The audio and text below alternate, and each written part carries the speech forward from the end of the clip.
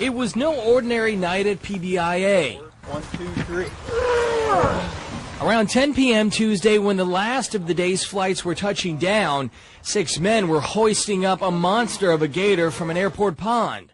That's actually a record for us.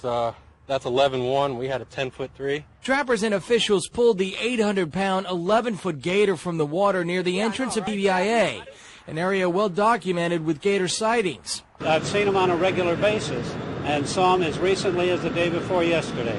Turns out the gator was no stranger to airport personnel and pilots.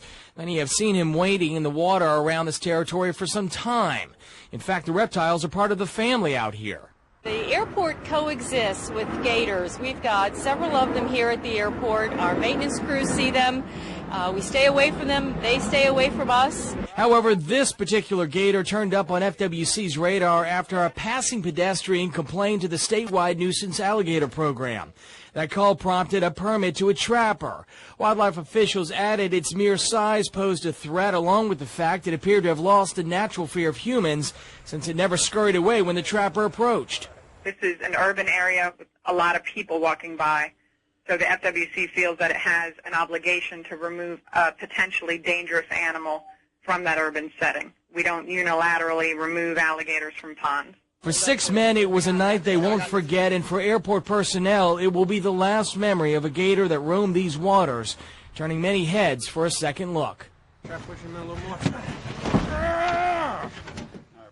There were 4 buses traveling southbound from PGA Boulevard. They just made a drop-off at Dwyer High School. It was the last weekend for Disney's grad night.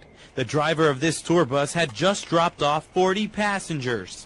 Apparently he was sleepy. Sleepy because, according to FHP, the driver of that bus had been working a 16-hour shift. He was on duty at 3 p.m. yesterday. A shift that included 2 3-hour drives to and from Orlando.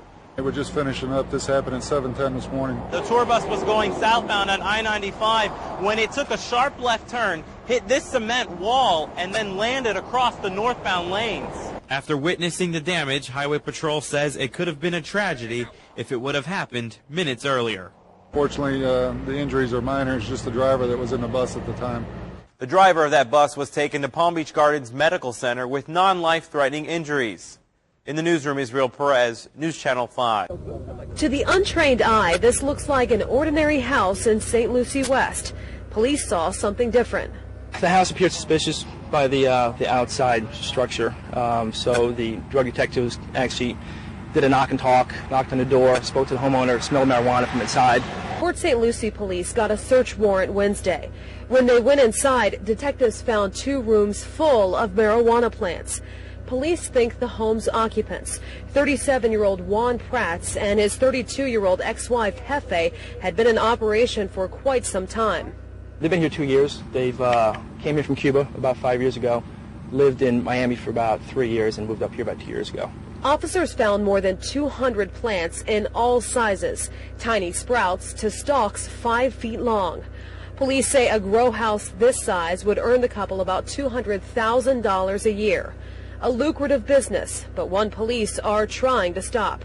For them, it's just an opportunity that they have to make some money, and they're willing to take that chance. I mean, we've busted over 70 grow houses in the last probably year and a half, so I think it's about time that we caught up with this house, you know, and I think the ones that are out there, it's just a matter of time before we come knocking on their door also.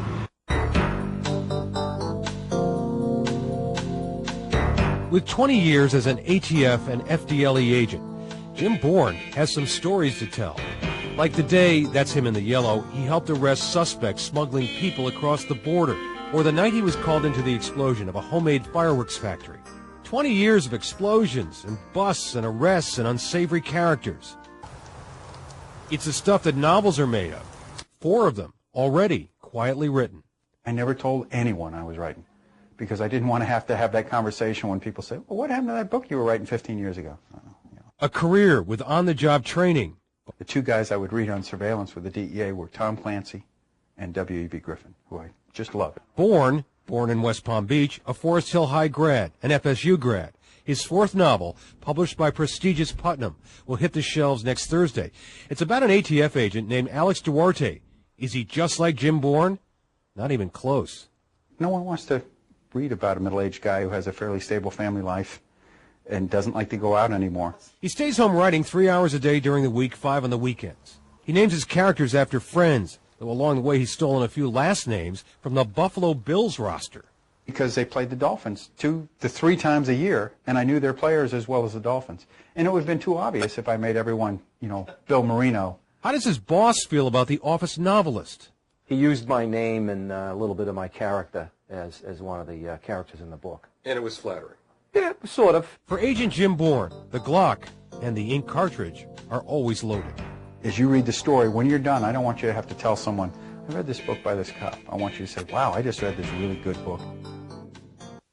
Anthony Ellis was a family man. He loved his mother dearly. Loved his whole family. Loved his girls. His family came to church to say goodbye Saturday.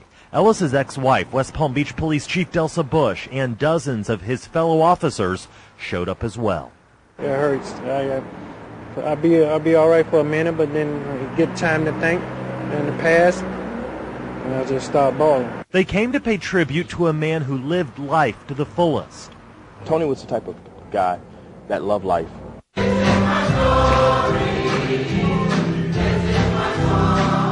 They celebrated Ellis's 17 years as a police officer, 11 years service to the Army, and recent commitment to his faith. I don't want anybody to be sad today. I cry tears of joy because I know when my brother left here, he gave his life to Jesus Christ. Did you ever know that you're my hero?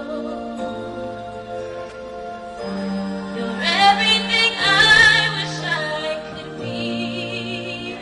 His niece sang a solo. His daughter read the last birthday card she received from him. I wish the light continued to shine on you so that you have many more birthdays. Love you always. Signed, Daddy. And his younger brother explained why Ellis was someone to look up to. He was larger than life. Everything my brother did, he put his heart into. And everything he worked so hard for and accomplished, I commend him for that. Anthony Ellis leaves a lasting impression. I never forget him.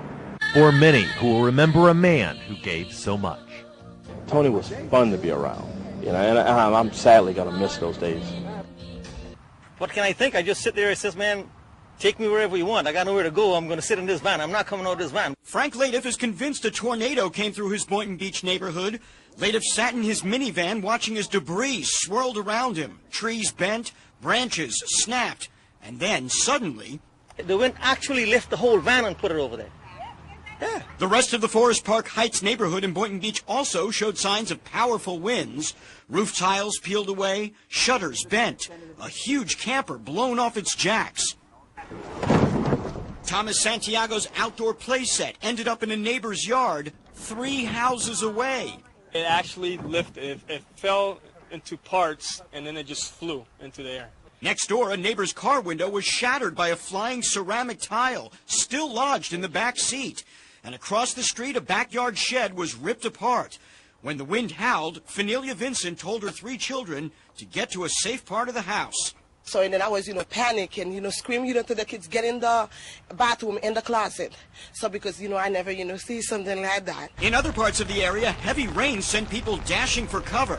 In West Palm, a railroad gate was damaged, streets flooded, and some commuters, like Jeremiah Bromley, were left stranded. I just kept going and the car shut out. The car just went dead. A dose of wicked weather in the midst of a drought. A stark reminder that in South Florida, when it rains, it pours. I was in shock, put it that way, right? It was the first time in my life, never seen that before.